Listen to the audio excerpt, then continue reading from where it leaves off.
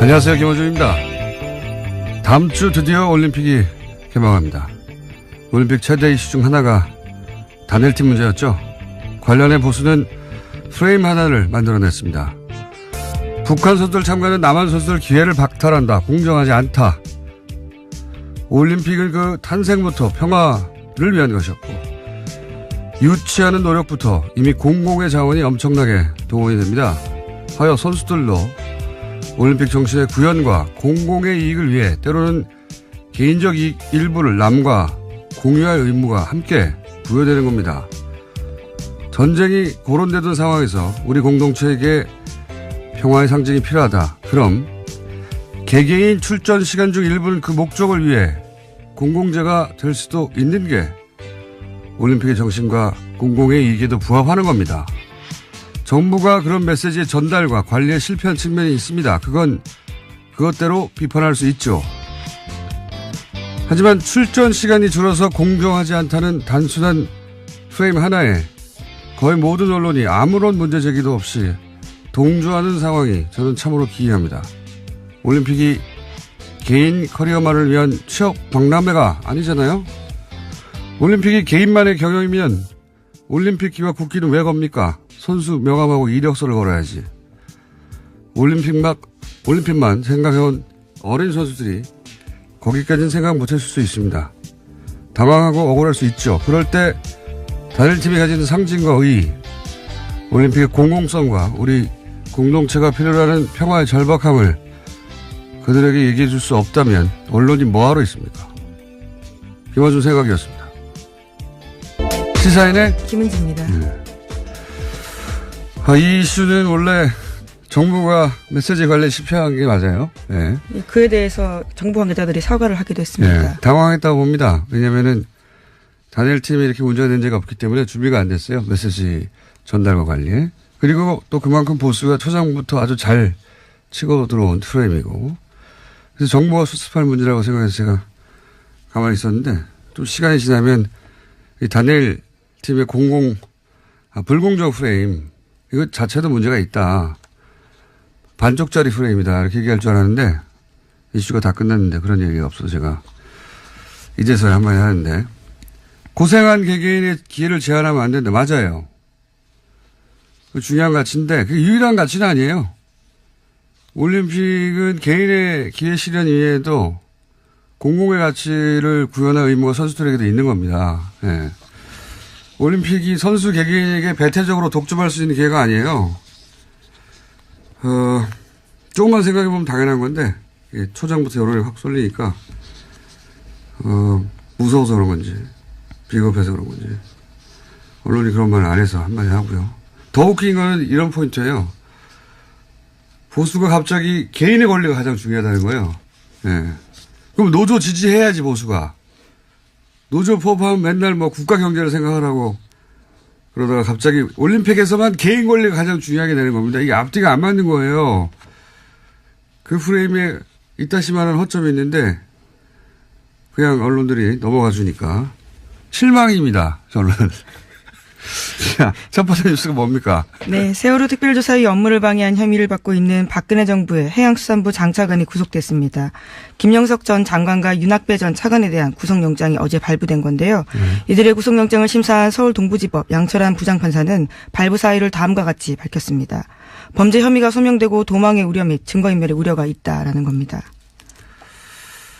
세월호 특조위 방해 관련해서 장관이 구속됐습니다. 하도 뉴스가 많아서 이제 구속에 있는데 드디어 세월호 진실규명을 하는 것을 조직적으로 방해한 행위가 이제 구체적으로 밝혀질 시점이 됐습니다. 예. 이렇게 조직적이고 구체적으로 방해를 하려면 기본적으로 상시 사찰이 있어야 되는 겁니다. 상식적으로. 그래야 미리 막죠. 당연하게. 그러면 누가 합니까? 이걸 국정원이 하는 겁니다. 통상적으로는 도청하고 미행하고 무엇 하는지 어떤 회의를 하는지 그거 안 알려주거든요. 특조위에서. 그걸 어떻게 알아요? 그 공관을 도청하거나 사람들의 통화를 도청하거나 사람들을 미행하거나 기본적인 사찰이 없으면 그러니까 사건이 터지고 나서는 막기가 어렵잖아요. 이미 언론을 타면. 미리 알아야 되거든요. 자, 그러면은 이제 특조위의 기밀을 어떻게 수집했는가 또는 예, 뭐. 그와 같은 내용도 나왔습니다. 박근혜 대통령의 7시간 행적을 조사한 특조위에 대해서 어떻게 대응할지에 대해서 문건이 나온 건데요. 2015년 11월 달에 특조위가 세월호 참사 당일에 박근혜 전 대통령의 7시간 행적 조사하기로 했습니다. 그 당시에 강하게 반발하면서 새누리당 추천위원 4명이 나갔는데요. 그에 대한 내용들이 똑같이 문건에 쓰여 있습니다. 당시에 치밀한 보안이 요구되어서 특조위 상임위원조차도 내용들을 몰랐었는데 이에 대해서는 비공개 일정과 내용, 행적조사 안건이 언제 어떻게 의결될지도 다 쓰여 있었다라고 합니다. 그거 다 이제 밝혀야 되고, 이거 어떻게 합니까? 당연히. 여기서 국정원은 왜 기여했고, 정부는 왜 재단의 진실을 파헤치는데, 이렇게까지 방해를 했는가. 이제 거기서부터 다시 시작해야 되는 거죠. 자. 네, 박근혜 정부의 청와대가 어떻게 개입됐는지 좀 구체적으로 나오고 있는데요. 안종범 수석에게는 특조위 7시간 조사 막으라면서 해수부를 적극 하라고 5자리나 시켰다라고 하고요. 조윤선 수석에게는 기형적인 특조위를 폐지할 필요가 있다면서 여당과 논의하라고 했습니다. 또 우병우 수석에게는 정교조 계획을 무력화시키다라는 이야기도 했고요.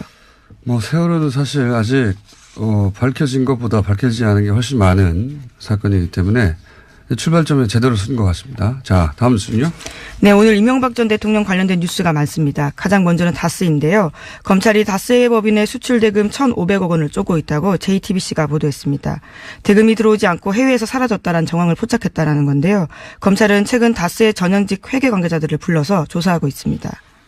주진우 기자가 그리고 안홍구 청장이 몇 달 전부터 계속 주장하는 얘기죠. 예, 해외로 빠져나가는 돈, 예, 비자금. 그리고 제가 2012년에 싱가포르에서 예, 이런 비자금이 그쪽으로 모인다 이런 첩보를 입수하고 그때부터 추정한 적이 있어요. 미국이 스위스 계좌를 이제 털면서 국제적으로 블랙머니가 싱가포르로 많이 이동했었거든요. 그때. 스위스 은행이 싱가포르로도 많이 이사를 갔고요, 그때. 왜냐하면 거기가 합법적으로 차명 계좌가 가능합니다. 그러니까 불법이 아니에요. 싱가포르에서는 합법이에요. 대리를 내세우는 게. 거기에 이제 싱가포르의 페이퍼 컴퍼니 혹은 뭐 비자금 저수지라고 저희끼리 불렀었는데 돈이 모여있다고. 이게 어려운 점이 뭐냐면 어디서 딱 끊겨요. 하다 보면. 예. 프라이빗 뱅킹의 특징이기도 하고. 이거 공권력이 직접 수사를 해야 되는 사안인데 언제 되려나 그러고 있었는데. 예, 드디어 착수했다고 합니다. 드디어 계기가 마련되고. 예. 다스의 싱가포르 회사 이름은 인티어 다스라는 곳인데요. 2005년에 캐나다 업체 합작해서 만들었습니다. 그런데 관련된 의혹들이 만들어지자요. 2012년에 폐업했습니다. 진작 알고 있던 내용입니다. 어쨌든 거기에서 그냥 머물러 있지는 않을 거예요. 돈이. 이런 돈이라는 게 계속 흘러가니까.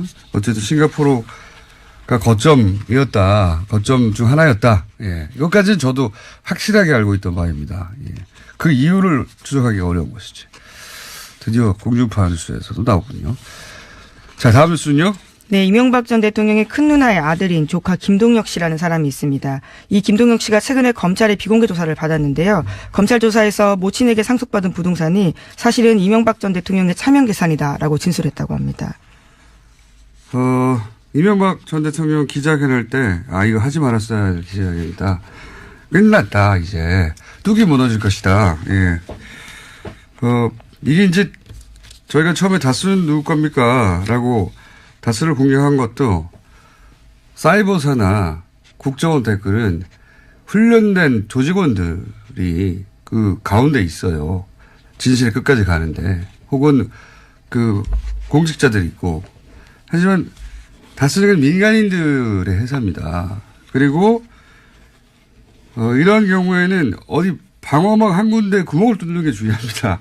거기가 무너지면 심리적으로 다스가 뚫렸어요.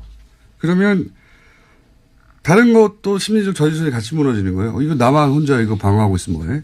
이렇게 이제 무너지기 시작하는 거죠. 외삼촌 내 땅 우리가 가지고 있는데 이거 다 예, 드디어 사실을 말하게 되는 그러니까요. 겁니다. 이명박 전 대통령 참모유사이다라고 얘기하게 되는 것이고 이런 일들은 점점 더 많이 벌어지겠죠. 이제 시작에 불과하다. 예.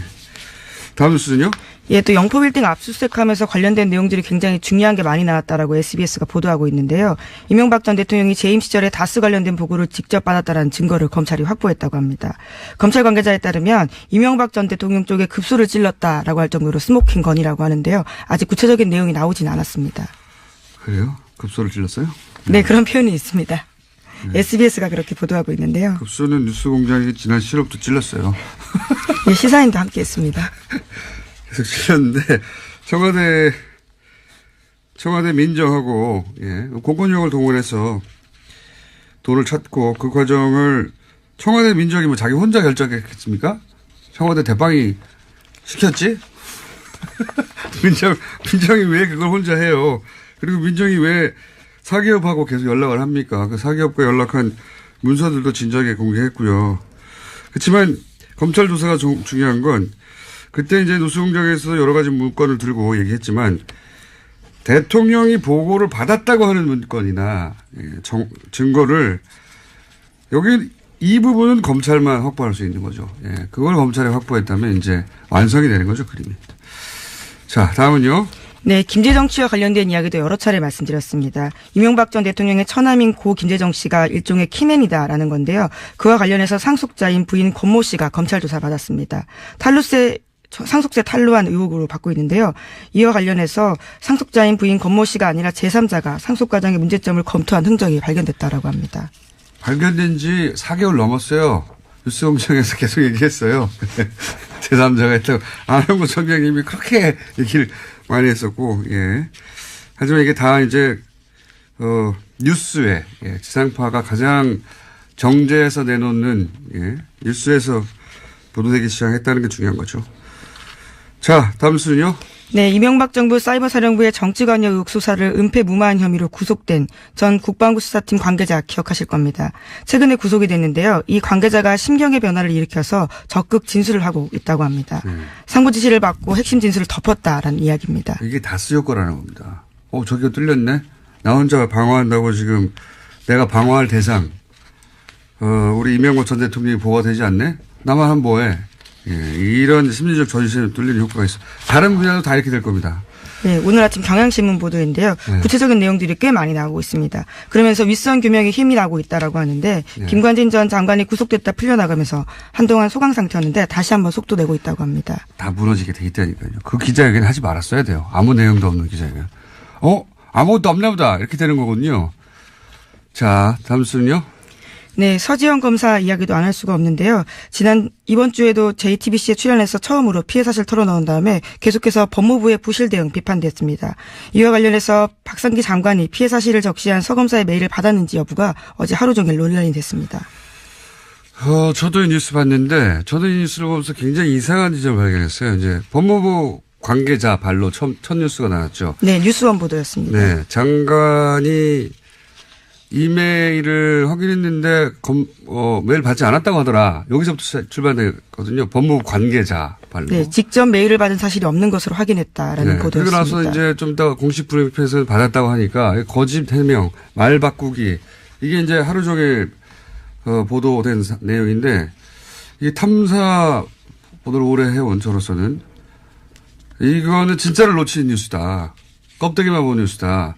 최초로 제가 아무도 이 말을 그렇게 저녁 때문에 그런 내용이 나올 줄 알았더니 그게 안 나와서. 왜냐하면은 서검사 측에서 메일 보냈다고 했어요. 답장을 받았다고 했어요.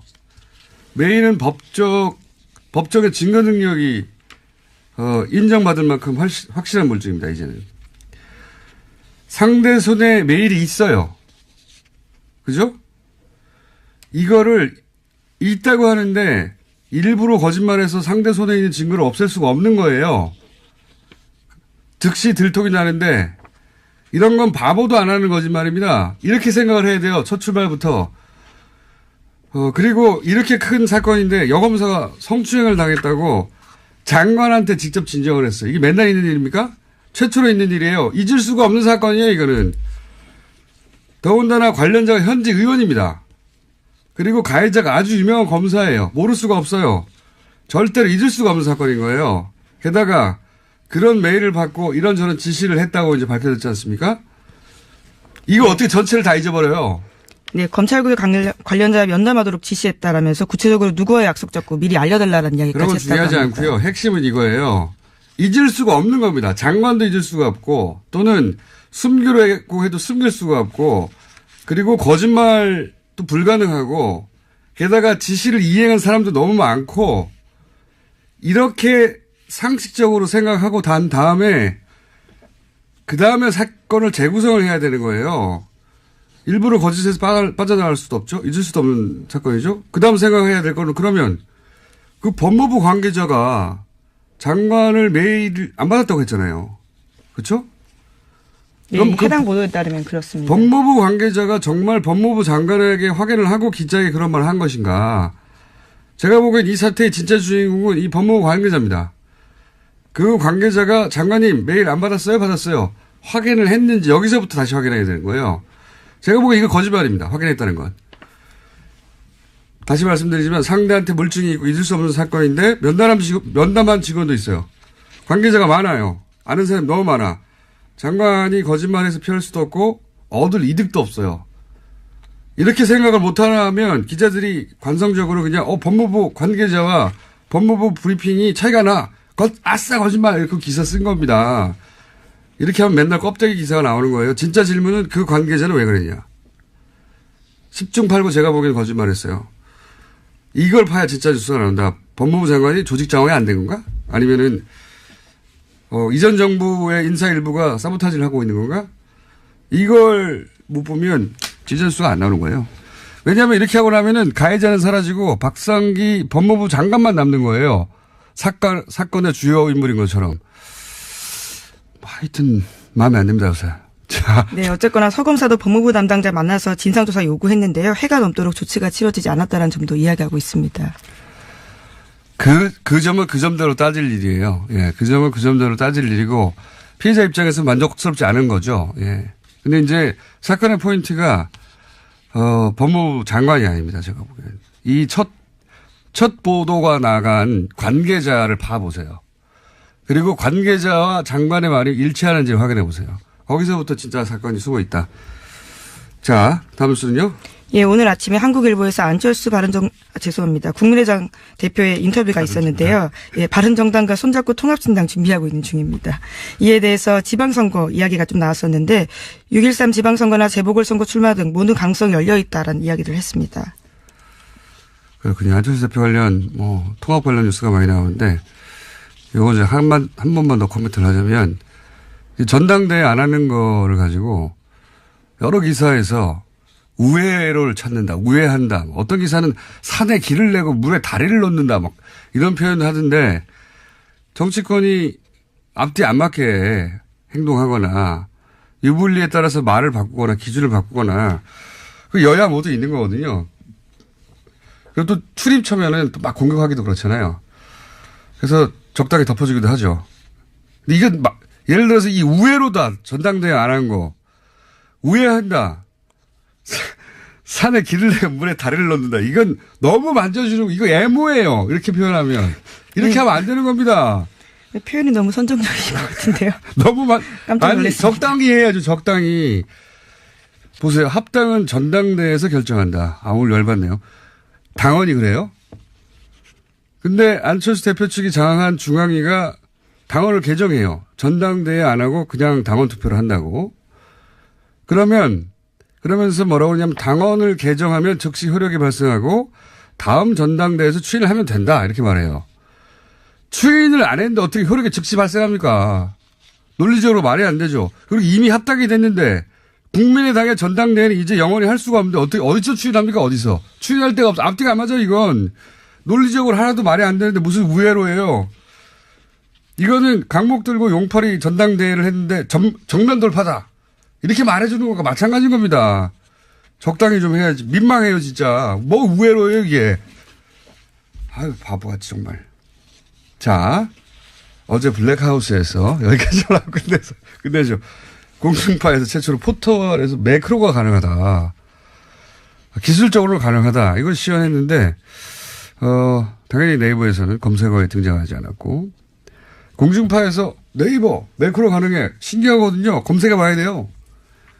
등장하지 않았고, 당연히 예상한 바입니다만. 그러면 안 됩니다. 네이버. 이 또한 지나가리라. 그렇지 않습니다. 예. 블랙하우스 한번 검색해 보시고, 다른 건 몰라도, 그건 보셔야 됩니다. 매크로가 가능하다는 거. 오늘 뉴스도 많고 할 말도 많았네요. 네. 답답한